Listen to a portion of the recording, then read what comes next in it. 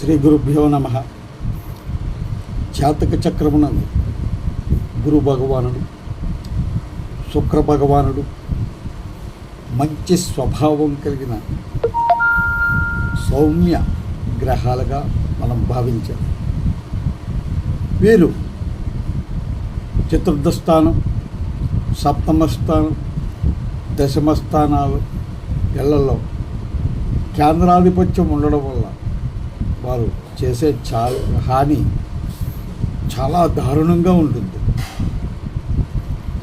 ఆ గ్రహాలు కేంద్రాల ఆధిపత్యం కలిగి ఉండి మారక స్థానాలలో అంటే మరణానికి కారణమయ్యే గృహాలు అంటే రెండవ స్థానంలో కానీ సప్తమం కళత్ర స్థానంలో కానీ ఉంటే ఆ వ్యక్తికి మరణానికి కారణమవుతాయి. అవి ఇచ్చే హానికరమైన ఫలితాలు చాలా బలంగా, అతి బలంగా ఉంటాయి. గురు భగవానుడు, శుక్ర భగవానుడు మంచి స్వభావం కలిగిన సౌమ్య గ్రహాలు.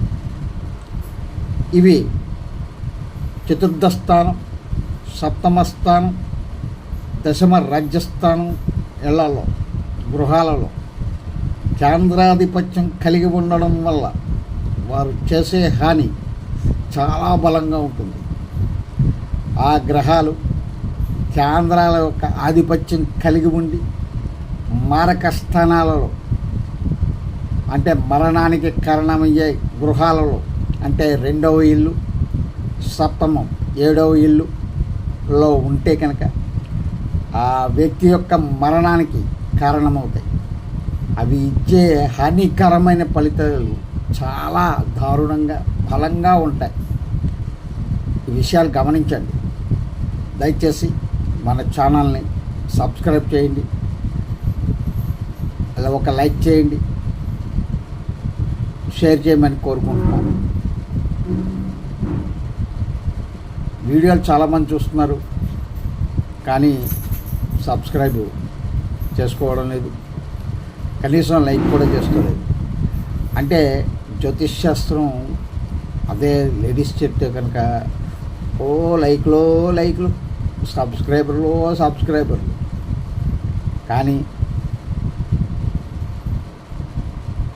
వాస్తవాలు వివరిస్తూ ఉంటే కనుక అందరికీ బాధగానే ఉంటుంది. అది ఏం చేస్తాం, తప్పదు. మీ అందరికీ చెప్పాలనుకున్న విషయాలు చెప్పి తీరాలి అన్నదే నా భావన.